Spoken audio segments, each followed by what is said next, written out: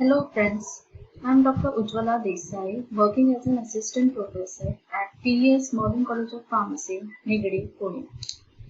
So today we'll be introducing what bacteria is, a small introduction on its structure, and what does exactly the word bacteria means, what is the role of that bacteria in the term microbiology, and what are the structural components of bacteria. It is just a brief introduction, not in much detail. So first, the word bacteriology, it is the branch. Logos, as you all know, stands for study. So bacteriology, it is a branch and specialty of biology that studies the morphology, ecology, genetics, and biochemistry of bacteria, as well as many other aspects related to them. So morphology, obviously, the structure of the bacteria. Ecology is the presence of bacteria. That is, what is the natural habitat of that particular bacteria.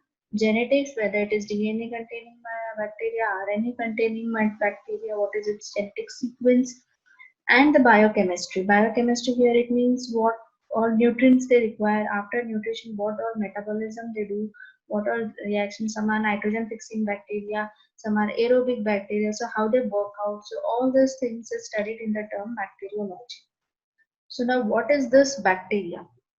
First of all, a bacteria is a prokaryotic single cell organism. Single cell, as you all know, unicellular, contains only one cell. And prokaryotic, it means it does not have a defined nucleus. I hope everyone knows the difference between prokaryotic and eukaryotic. Prokaryotic are the organisms which have the genetic material, but they don't have defined nucleus. And in case of eukaryotic, they have the well-defined nucleus. They are small in size. Size ranges in around 0.5 to 5 microns.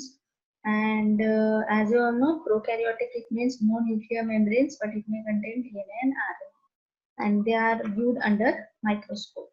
So now what is the natural habitat? As also bacteria are present everywhere in earth, in air, in soil, in water, in hot springs. So everywhere bacteria are present, and bacterial cells are around 10 times smaller than eukaryotic cells, and they are typically, as I told you, 0.5 to 5 micrometer in diameter.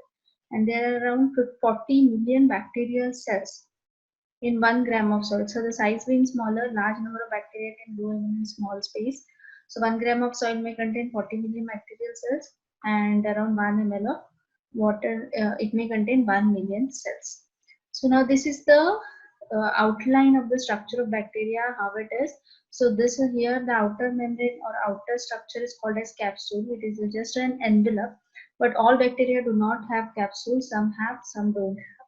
And all those bacteria which have capsule, it is an additional protective covering. Then next is the cell wall. Around this bacterial cell wall usually is present in all the bacteria, but capsule is optional. Then after the cell wall, there is a plasma membrane which bounds the cytoplasmic membrane. Plasma membranes are almost one and the same, which covers the cytoplasm. And here you can see this is the cytoplasm and this is the genetic material. Okay, and these small projections, they are known as pillars or pili. We'll be studying in detail what is the function of them. And this long one is flagella. So again, this pili and flagella, they are optional. It is not compulsory that all bacteria contain pili and flagella. It may not contain also, depending upon the type of bacteria. So now structure of bacteria. So first capsule. So that is a protective, as I told you, it is a protective covering which is made up of polysaccharides. And all those bacteria or microorganisms who have capsules or envelope. In virus it is called as envelope. In bacteria it is called as capsule. So all those microorganisms which have these kind of extra or additional covering, they cannot undergo phagocytosis. So thus the virulence factor is quite high.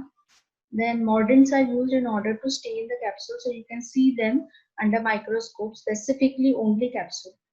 And these capsule materials are antigenic, so they contain antigens. You must have heard about the term surface antigens. So these surface antigens will obviously be present on the capsule surface. Next is the cell envelope. Now this cell envelope is made up of 3 layers, that is the interior cytoplasmic membrane, the cell wall, and the outer capsule. So as I told you, cytoplasmic membrane and cell wall will be present in all the bacteria, but capsule will be optional. Now this cell wall is again made up of polysaccharide, and this cell wall defines the shape of that particular bacteria. and it surrounds the cytoplasmic membrane. Does not stain easily by staining techniques, and it does not stain easily, as I told you, and the main function is protection. Next is the cytoplasm. Cytoplasm, you can call it as a reservoir of nutrients. So all the nutrients whatever are required, they will be present in the cytoplasm, and from the cytoplasm all other organelles will be present. They will take whatever they require, and they will also secrete it into the cytoplasm. So it is the place where the cell growth, metabolism and replication will take place. Next is the cytoplasmic membrane. The membrane which covers the cytoplasm. It is made up of combination of phospholipids and proteins, and it regulates the flow of materials in and out of the cell. So if a bacteria wants something as a nutrition, so it will pass through the cytoplasmic membrane and then it will enter into the cytoplasm. So if we take a section of this bacteria, so this will appear. So here again same thing, capsule is present, cell wall is present. Here this is the DNA material, this is the basal body. Here these are the two flagella, ribosomes will be present, cytoplasmic inclusions will be there, pili, these are the pili, okay, and some may contain or may not contain the folding. It is not compulsory. Next is flagella. So flagella, here you can see the long ones are the flagella, the smaller ones are the pillas. So what is this flagella? This is a hair-like structure which is required for locomotion. Locomotion is movement. So if a bacteria has to move from one place to another, it will move with the help of flagella. So that flagella beats in a propeller-like motion, and it moves towards the nutrients and away from the toxic chemicals. Now what is in this flagella made up of? It is made up of flagellin protein or keratin or myosin. So it is actually a protein material, and the motility can be observed with the help of hanging drop method. Now, what is this hanging drop method? What you have to do is you have to take a slide. On this slide, you will put a drop of inoculum, whatever it may be there, and on the cover slip, what you will do is you will put the jelly, petroleum jelly, any jelly kind of thing, on the four corners of that cover slip, and we will slowly place the cover slip on the drop in such a way that the drop is not dispersed. The drops will remain intact, but you will just cover that drop. Okay, and after that, so that's why that method is called as hanging drop, because the drop is not dispersed. It is kept in its intact state, and then you will see it under microscope. So you can see the motility or the moving microbes in that. Depending upon, it may be axial fibrils. These are the names given to flagella depending upon what state. If its origin is from periplasm, then it is called as periplasmic flagella. If its origin is from cytoplasmic membrane, then it is known as endoflagella. Then axial fibrils, if it is present in the axial position, then it is known as axial fibrils. So depending upon the position, the name varies. Gliding motility is also one of the terms which relates to movement of the bacteria. And taxis is also stands for movement. Phototaxis is movement towards the light. Aerotaxis is movement towards the oxygen. Flagella, now basic structure if we go, then this flagella is made up of three components: filament, hook and basal body. Okay, now as we will be discussing this later, the gram negative, gram positive bacteria, but a gram negative bacteria contains four rings: L, P, S and M ring. L is the lipopolysaccharide layer out of outer membrane. P ring is the peptidoglycan layer. S ring is just above the cytoplasmic membrane, and M ring is within the cytoplasmic membrane. Whereas gram positive contains only S and M ring, L and P rings are missing in gram positive bacteria. Next is nucleoid. Now nucleoid, as you all know, there is no defined nucleus because this is a prokaryotic bacteria. So the region where DNA is present, that is only known as nucleoid region.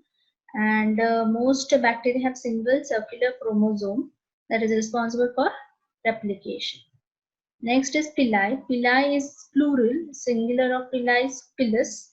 So it is hair-like projections emerging around the surface all throughout, and the outgrowth assist the bacteria in attaching to other cells. So the main function of pili is not movement but attachment. So during replication process, if the two bacteria have to attach, they will attach with the help of pili. Now what is the difference between flagella and pili? So flagella obviously larger in size, pili is smaller in size. These are thicker, these are thinner. These are not attached to the cell wall, these are attached to the cell wall. Flagella origin from the cytoplasmic membrane. Villi origin from cell wall. Organ of locomotion is flagella. Organ of adhesion is villi. Not required for conjugation. Conjugation is a process of replication. So obviously in villi it is required. Flagella is not required. So this was a basic introduction of bacteria, the components of bacteria.